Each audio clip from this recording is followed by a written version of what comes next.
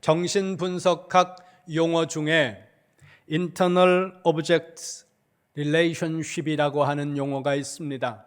한글로 바꾸면 내적 대상관계 이렇게 번역할 수 있는데 무슨 의미냐 하면 모든 사람들은 유년기에 어떤 중요한 인물, 이걸 오브젝트, 대상이라고 말합니다. 그 대상과 가졌던 관계가 자신의 마음속에 내재화되어서 그것이 자기 내면 속에 나로 하여금 행동하게 만드는 행동 패턴, 자아라고도 말합니다.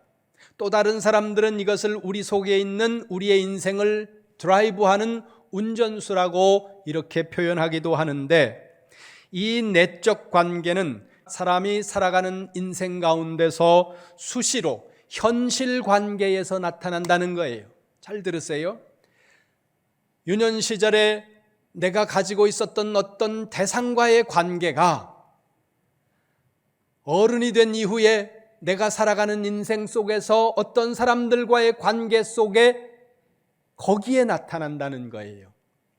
그래서 사람들은 자신이 어떤 행동을 하면서도 자기가 왜 그렇게 행동을 하는지를 잘 모를 때가 많다는 거죠. 왜냐하면 내 속에 있는 자아, 그 운전수가 대부분 유년 시기에 만들어졌고, 그리고 그 자아가 내 무의식 속에 잠재되어 있다가 어느 순간 현실의 삶 속에서 사람들과의 관계 속에서 행동으로 나타나기 때문에 내가 그것을 인지하지 못한다는 겁니다. 왜요? 그것이 무의식 속에 자리하고 있기 때문에 우리가 인지가 잘 되지 않는다는 거죠. 이렇게 가정해 보겠습니다.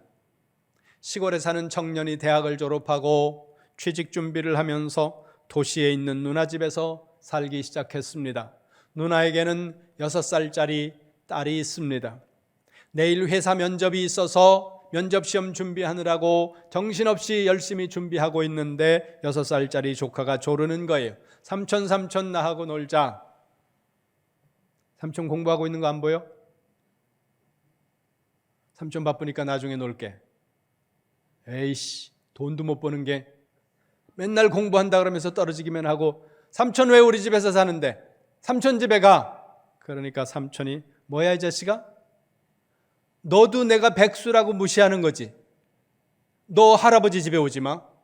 다음에 우리 집에 오면 너 가만 안 둬? 이러는 삼촌이 있습니다. 또 한 삼촌은 이렇게 말합니다. 삼촌 나하고 놀자.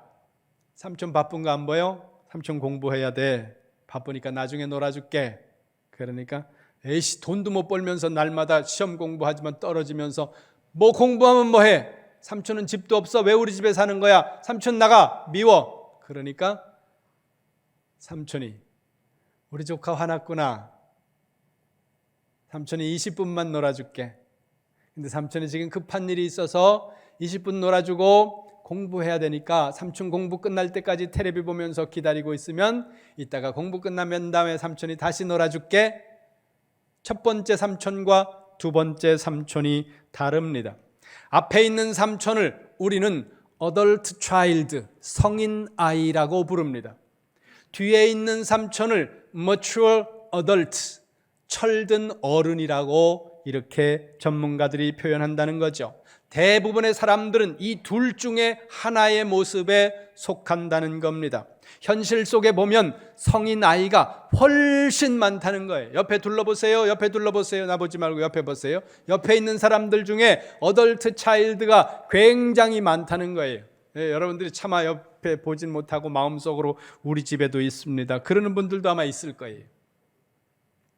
그러면 성인 아이와 철든 어른의 차이가 뭐냐? 철든 어른은 자기 속에 있는 자아가 건강한 어른으로 성장한 거예요. 내면의 마음의 세계가 어른이 되었다는 거죠. 반대로 성인 아이는 몸은 어른이 되었는데 마음은 유년 시절의 어린 아이의 상태에서 마음이 자라지 못하고, 몸은 자랐고 몸은 늙어가는데 마음은 여전히 7살, 8살, 9살짜리 어린아이 상태로 남아있는 사람, 그 사람이 성인아이라는 겁니다. 그래서 표현을 그렇게 하는 거예요. 성인아이. 이런 사람들의 특징은 삐지기를 잘해요. 이런 사람들은 늘 투덜거리면서 자기가 중심에 서지 않으면 불편해하고 사람들이 나를 안 알아준다고 하면서 투덜거리기 일쑤입니다. 물론 남자가 50쯤 되기 시작하면 연속극을 보면서 자꾸 울고 부인이 뭐라 그러면 가슴이 콩쾅콩쾅 거리기 시작하고, 이거는 갱년기에 오는 증세일 수도 있고 또 성격이 그런 사람들도 간혹 있기는 합니다. 그러나 대체로 보니까 어덜트 차일드가 많더라는 거죠. 그러면 여기서 질문을 해보겠습니다. 왜 이런 일이 생기는 걸까요? 그것을 설명하는 이론은 다양한데 그 중에 하나는 그것은 관계 속에서 발생하게 되는데, 그 관계는 유년기의 대상과의 관계 속에서 대체로 형성이 되고 유년기의 대상은 주로 부모라는 거예요. 그러니까 유년기에 내 부모와의 관계 속에서 그 관계가 건강하고 바르게 되지 않았을 때 우리의 내면 세계가 잘 성장하지 못하는 측면이 매우 강하다는 것이 이 분야의 전문가들의 이야기입니다. 부모가 부모로서의 역할을 바로 해줬을 때 우리 아이들이 내면 세계가 몸과 함께 성장하지만, 부모가 부모 역할을 바로 못 해주고 부모가 부모 역할로서 같이 이 대상 관계를 바로 맺지 못했을 때 우리 아이들의 내면 세계가 성장하지 못한 채 어른이 아니라 어린 아이 상태로 남게 된다는 겁니다. 이게 현대학문 중에서 일부의 심리학이나 정신분석학의 일부 혹은 상담학이 밝히고 있는 인간 내면에 대한 과학적 탐구라는 겁니다. 이와 같은 오랜 시간에 걸친 전문가들의 연구 결과에 근거한 알물, 우리는 소중하게 여길 필요가 있습니다. 그리고 충분히 이 지식들을 우리가 활용할 필요도 있다는 거죠. 그러나 잊지 말아야 하는 것은 성경이 어떻게 말씀하고 있는지 우리는 이것을 중히 여겨야 된다는 거죠. 오늘 이 시간에 우리는 성경 속에서 두 가정을 살펴볼 겁니다. 첫 번째 가정은 사무엘상 2장에 있는 가정입니다. 가보겠습니다. 사무엘상 2장 12절 말씀입니다. 사무엘상 2장 12절 같이 봅니다. 큰 목소리로 시작. 엘리의 아들들은 불량자라 여호와를 알지 아니하더라. 아멘. 사사시대가 끝나가던 시절에 대제사장의 직분을 맡고 있던 사람 엘리의 가문을 이야기하고 있습니다. 그 가정에 자녀들이 있었는데 그 가정의 자녀들을 향해서 성경은 이렇게 말씀하고 있다는 겁니다. 거기 보세요. 중간쯤에 불량자. 엘리 가정의 자녀들은 불량자였다는 겁니다. 그들의 가정의 자녀들이 어떠했길래 성경은 그들을 향해서 불량자라고 말씀하고 있을까요? 13절 14절 봅니다. 13절 14절 시작. 그 제사장들이 백성에게 행하는 습관은 이러하니 곧 아무 사람이 제사를 드리고 그 고기를 삶을 때에 제사장의 사환이 손에 세갈 갈고리를 가지고 와서 그것으로 남비에나 솥에나 큰 솥에나 가마에 찔러 넣어서 갈고리에 걸려 나오는 것은 제사장이 자기 것으로 취하되 실로에서 무릇 그곳에 온 이스라엘 사람들의 이같이 할 뿐 아니라. 아멘. 이게 지금 무슨 말씀이냐면 엘리 제사장의 자녀들의 행태에 관해서 말씀하고 있는 내용입니다. 간략하게 요약을 하면 이랬다는 거예요. 제사를 드리기 위해서 제사를 드리는 사람들이 제물을 가지고 짐승을 가지고 이제 성전으로 혹은 성막으로, 이땐 성전이 없었던 시절이니까 성막으로 나오는 거죠. 제물을 드릴 때에는 그 제물을 잡아가지고 제물을 하나님 앞에 다양하게 드리는 방법들이 있는데 그 절차 중에 하나가 기름을 떼어서 기름을 먼저 하나님 앞에 태워드리는 것이 순서입니다. 그런데 엘리 제사장의 아들들은 그것도 저것도 필요 없고 순서가 어떻게 됐든지 그거 신경 쓰지 않고 자기들에게 먼저 가장 좋은 부위의 고기를 달라고 말하면서 우리는 날 걸 좋아한다. 그리고 혹은 가마솥에 삶고 있는 고기가 있으면 낚시 같은 걸 집어내가지고 채면 거기에 걸려 나오는 걸 그걸 먼저 자기들 것으로 취하는 그런 자녀들이었다는 겁니다. 거기 또 2장 22절 끝을 보세요. 2장 22절 맨 끝에 보니까 엘리의 아들들은 회막문에서 수종드는 여인들과 동침했다는 거예요. 회막문에서 수종드는 이 여인들이 구체적으로 무슨 일을 하는 사람들이었는지 성경에는 설명이 없습니다. 그러나 중요한 것은 회막문에서 수종드는 여인들이 있었는데 그 여인들과 불의하고 음란하게 동침하는 일들을 두려움 없이 행하고 있었다는 겁니다. 누가요? 엘리의 자녀들이 그랬다는 겁니다. 그들의 인생이, 그들의 집안이 어떻게 될까요? 4장으로 넘어갑니다. 사무엘상 4장 11절입니다. 시작. 하나님의 괴는 빼앗겼고 엘리의 두 아들 홈리와 비느하스는 죽임을 당하였더라. 아멘. 죽임당했다는 거예요. 자녀들이.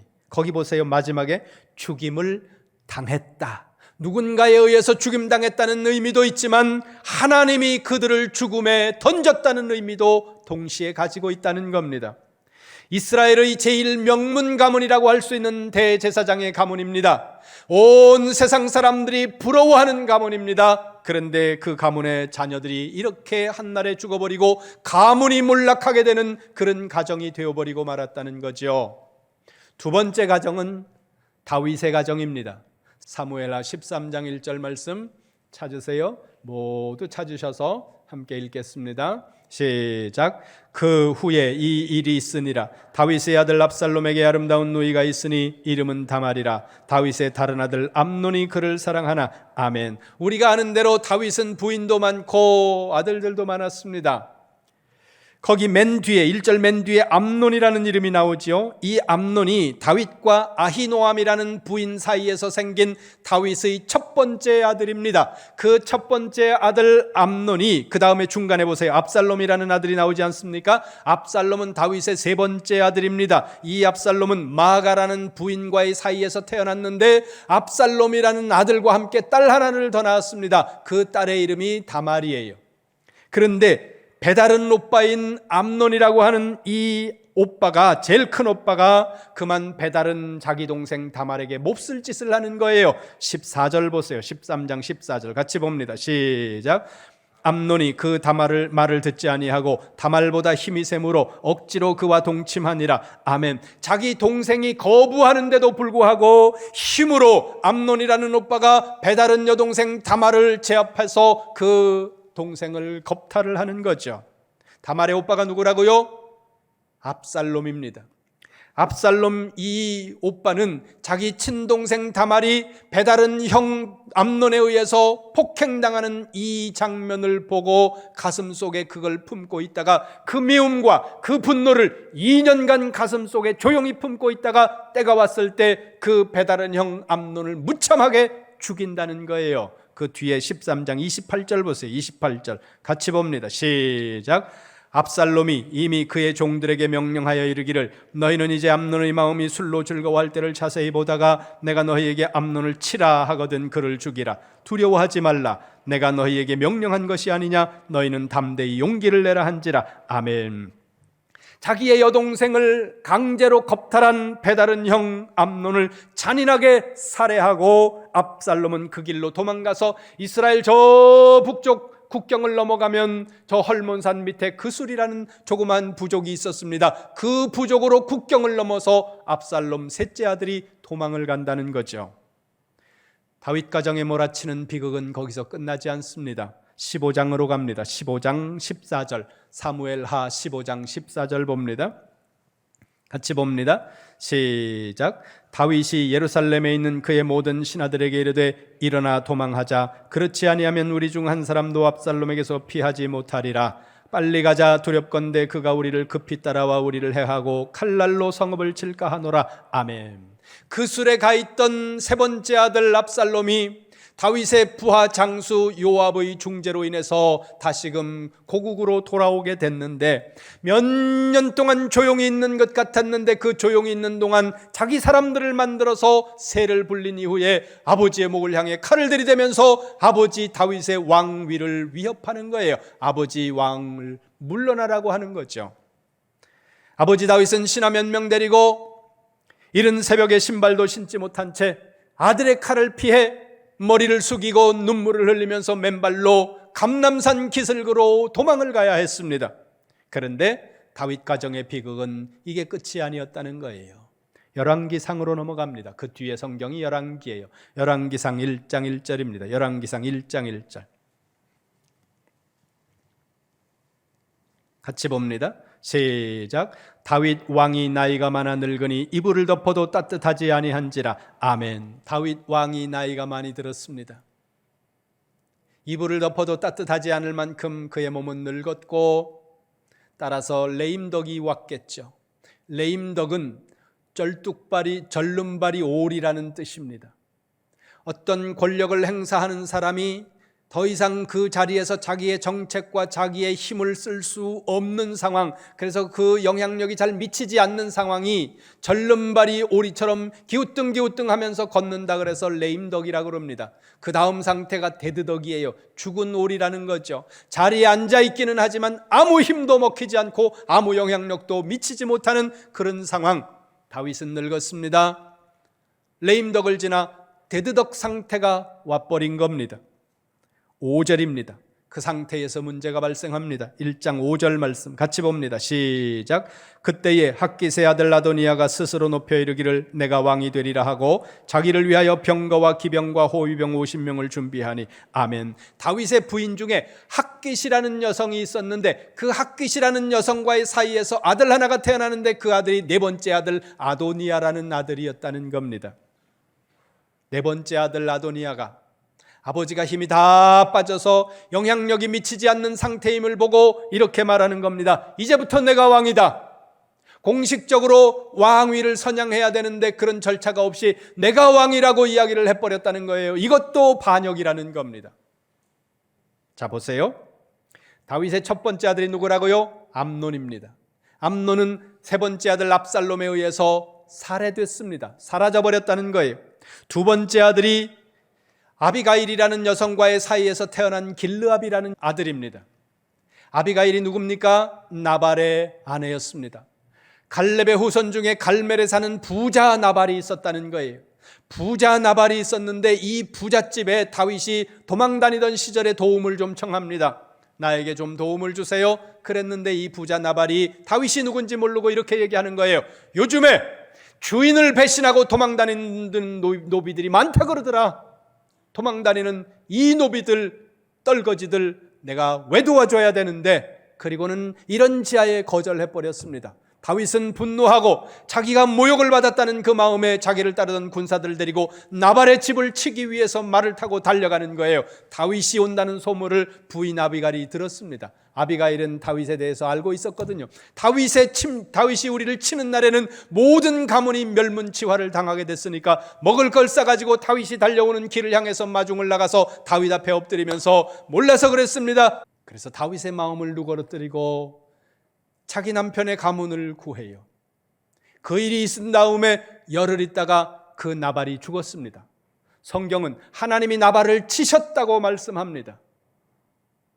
나발이 죽고 장례를 지나고 시간이 오래 흘러간 다음에 다윗이 자기가 분노하면서 한 족속을 멸망시키러 달려갈 때 자기의 그 분노한 발걸음을 멈추었던 지혜로운 여인 아비가일이 자꾸 생각나는 거예요. 남편도 죽었겠다.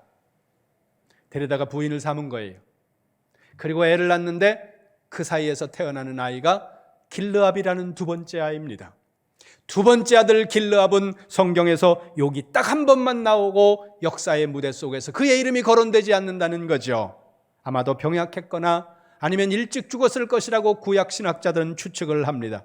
어찌되었든 첫째 아들은 셋째 아들에 의해서 살해당하고 둘째 아들은 역사의 무대 속에서 사라지고 세 번째 아들 압살롬은 반역을 일으켰는데 그 반역이 실패해서 도망가다가 다윗의 장수인 요압에 의해서 무참하게 창에 찔려서 죽임을 당합니다. 첫째도 사라졌고 둘째도 사라졌고 셋째도 사라졌습니다. 네 번째 아들 아도니아가 생각하는 거예요.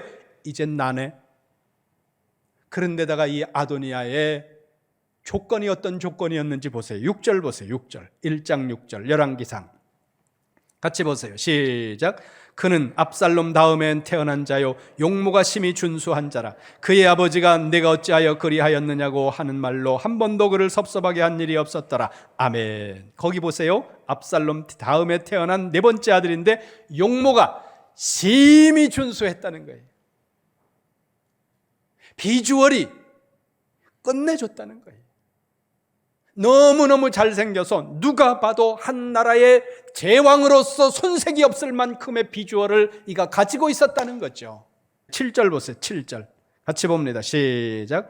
아도니아가 스루야의 아들 요압과 제사장 아비아달과 모이하니 그들이 따르고 도우나. 아멘. 거기 보세요. 요압이라는 사람이 나오지 않습니까? 요압이 누구예요? 개인적으로는 다윗의 조카예요. 여동생의 아들이거든요.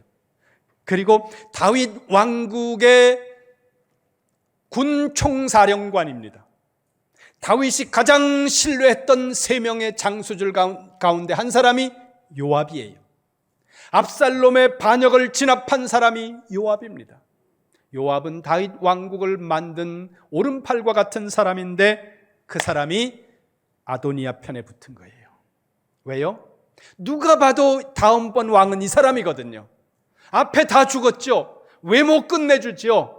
그러니까 거기 붙을 수밖에 없지 않습니까? 그뿐만 아니라 거기 보세요. 제사장 아비아달, 군 최고 사령관, 종교를 전부 다 통치하고 있는 제사장 모두가 다 아비아달 옆에 붙었다는 겁니다. 그러니까 아비아달이 반역을 일으킬 수밖에 없었는 거죠. 그런데 다윗 왕의 뒤를 이어서 이스라엘의 3번째 왕이 되는 사람은 아이러니하게도 10번째 아들 솔로몬이었다는 거예요. 성경 보세요. 2장으로 넘어가서 2장 25절 보시기 바랍니다. 열왕기상 2장 25절. 열왕기상 2장 25절. 같이 봅니다. 시작. 여호야다의 아들 브나야를 보내매 그가 아도니아를 쳐서 죽였더라. 아멘. 다윗 왕의 4번째 아들 아도니아가 10번째 아들 솔로몬이 보낸 사람의 손에 무참하게 살해됐다는 거예요. 지금까지 우리는 제사장 엘리와 이스라엘의 2번째 왕이었던 다윗의 가문을 보았습니다.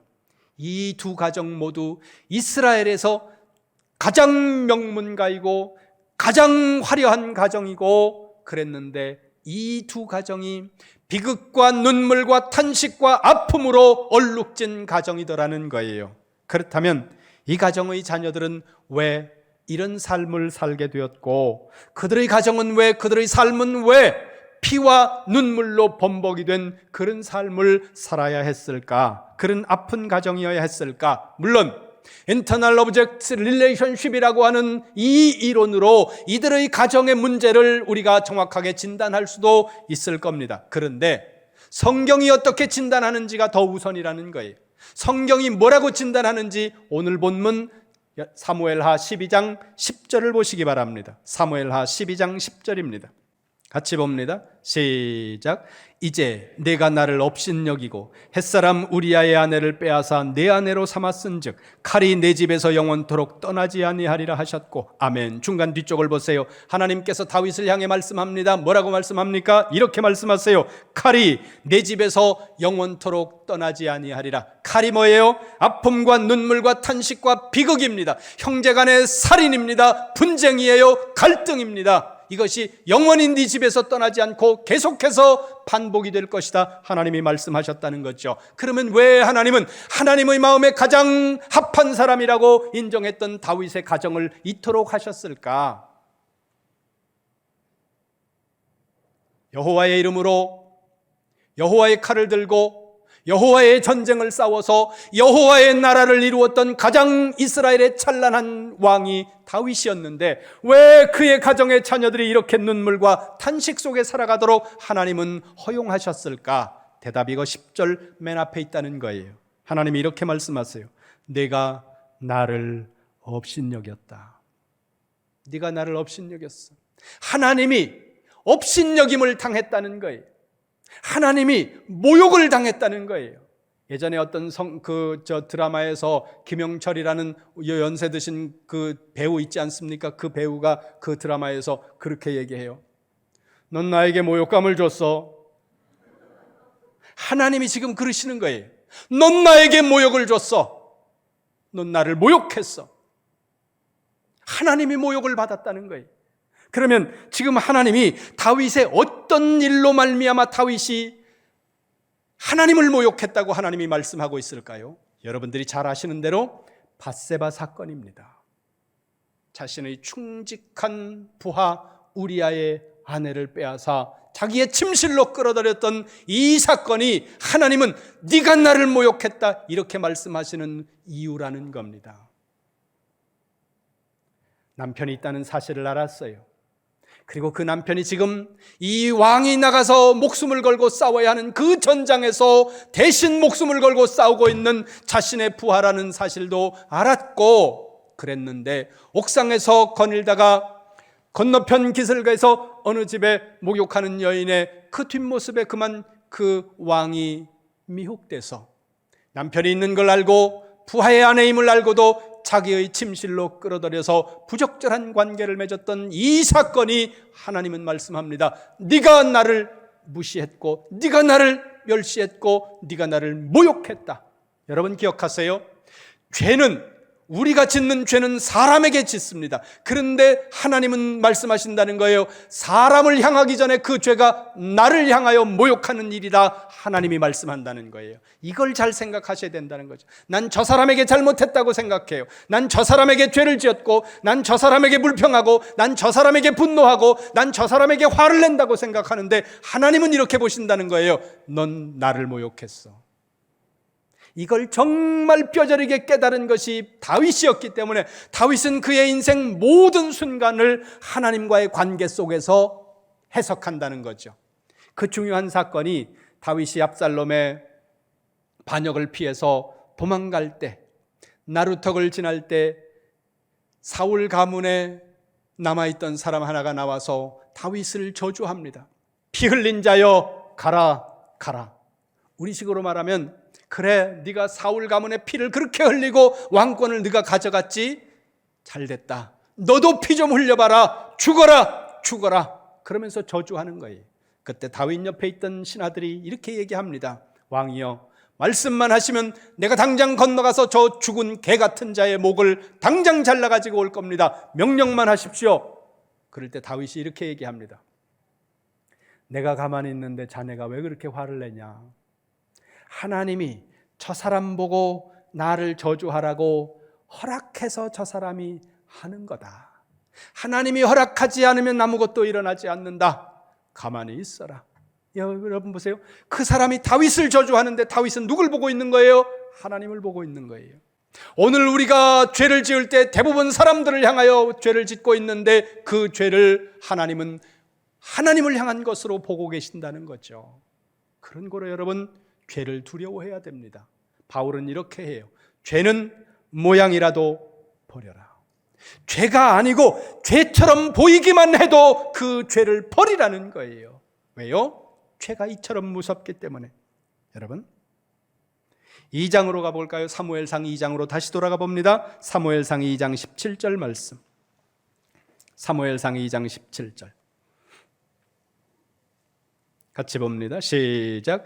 이 소년들의 죄가 여호와 앞에 심히 크면 그들이 여호와의 제사를 멸시함이었더라. 아멘. 거기 중간쯤 보세요. 똑같은 말씀합니다. 그들이 여호와의 제사를, 하나님의 제사를 멸시했다는 것은 뭐예요? 하나님을 멸시했다는 겁니다. 하나님이 엘리 제사장의 자녀들로부터 멸시를 받았다고 말씀하고 있다는 거죠. 다윗이 범한 그 행동으로 말미암아 하나님은 모욕을 느꼈다고 말씀하고 있다는 겁니다. 이게 뭐예요? 죄예요. 그들의 가정이 이렇게 자녀들 가운데 피 흘리는 나쁜 인생의 주인공들이 될 수밖에 없었던 이유를 성경은 죄라고 진단하고 있다는 것입니다. 여러분, 죄는 하나님을 멸시하는 행동입니다. 그 죄가 누구를 향하든 그 사람보다 먼저 하나님을 멸시하는 행동이라는 것을 기억하면서 죄는 모양이라도 버리시기를 주님의 이름으로 축원합니다. 축원합니다. 죄는 한 사람의 인생뿐만 아니라 가정을 파괴하고 교회를 파괴하고 나라를 파괴하고 하나님과의 관계 모든 것을 파괴하는 원인이라고 하는 사실을 잊지 마시기를 바랍니다. 현대의 학문들이 다루고 있는 심리학이나 정신분석학이나 상담학과 같은 전문적인 학문의 성과를 부정하자는 게 아니에요. 그분들의 수고는 귀한 일이고 그 연구와 학문을 통해서 역사 속에서 얻은 결과는 우리에게 소중한 보물입니다. 그 지식과 그 지혜를 우리는 소중하게 여기고 활용해야 된다는 거죠. 그러나 모든 학문적으로 완벽하다고 하더라도 죄를 허용하면 그 죄가 모든 것을 파괴한다는 사실을 잊지 마시기를 주님의 이름으로 축원합니다. 전문가들의 연구에 의하면 우리 한국 사람들의 가정의 85%가 dysfunctional family, 엮이는 가정이라는 거예요. 엮이는 가정이라는 것은 다른 말로 하면 문제 가정이라는 거예요. 문제 가정 속에서 태어나서 문제가 많은 그 가정 속에서 자라서 우리 안에 너무도 많은 문제를 가지고 살아가는 거, 그게 85%라는 거죠. 쉽게 말하면 이런 겁니다. 10가정 중에 한 가정만 문제 가정이 아니고 9가정이 문제 가정이라는 거예요. 그렇다 그러면 100명 중에 2-3명만 문제 가정이 아니고 나머지는 모두 다 문제 가정 속에서 자라고 나고 살고 그 문제를 안고 아파하면서 그 문제 때문에 우리가 어렵게 살아가는 것이 오늘 우리의 삶이라는 거죠. 저도 이렇게 돌아보니까 그랬던 것 같아요. 우리 모친이 이맘때쯤이면 뭐 심어야죠, 뭐 논매, 너무너무 바쁘거든요. 그래서 시골 사람들이 그렇게 말합니다. 5, 6월에는 부직갱이라도 데려다가 일을 시키고 싶다고. 그렇게 할 만큼 일손이 바쁜데, 친구들하고 학교에서 말썽을 일으키다가 선생님한테 맞아가지고, 선생님 맞아가지고 집에 와가지고 엄마 선생님이 때렸어. 그러면 우리 어머니가 하시는 얘기가, 선생님이 오죽하면 너를 때렸겠냐. 그러면서 집에 와서 또 맞아요. 그리고 친구들하고 이렇게 싸우다가 친구들한테 이렇게 해가지고서 맞아가지고 들어오면 왜 등신같이 맞냐고 그러고 또 맞고, 때리고 들어오면 왜 때렸냐고 그러고 또 맞고, 계속 맞는 거예요. 그런 집안에서 자랐는데 그래도 요만큼 사는 것은 하나님의 은혜입니다. 정말 문제는 우리 가정에 상처가 있고 우리 가정에 아픔이 있고 내가 엮이는 가정 속에서 자랐고 그래서 내가 어덜트 차일드가 된 거, 그거 물론 가슴 아픈 일이에요. 그런 것들이 회복이 돼야 되죠. 누군가의 사랑을, 무조건적인 사랑을 푹 받으면 그 못 자랐던 아이들이 내면 속에서 자란다는 게 그분들의 이론입니다. 그런데요, 우리가 성인 나이냐 아니냐 그거보다 더 중요한 것이 있다는 거예요. 뭐예요? 그게 죄라는 겁니다. 죄는 항상 달콤한 속삭임으로 우리에게 다가옵니다. 죄는 항상 우리가 원하는 모든 것을 줄 것처럼 말하면서 우리에게 다가온다는 거죠.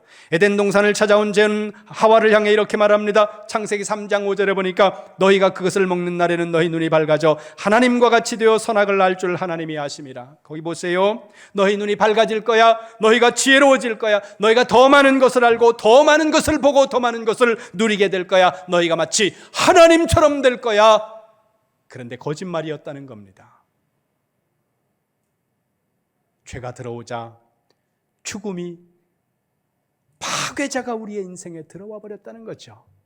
그래서 사도 바울은 로마서 6장 23절에서 이렇게 말씀합니다. 죄의 삭은 사망이야. 죄의 삭은 사망이야. 사망이야. 그래서 죄는 모양이라도 버려야 되는 거야. 일생토록 죽는 날까지 그는 그것을 외쳤다는 거예요. 여러분, 가정의 달 5월이 지나가고 있습니다. 여러분의 가정은 어떻습니까? 소원하기는 우리 이름교회 모든 성도님들 가정마다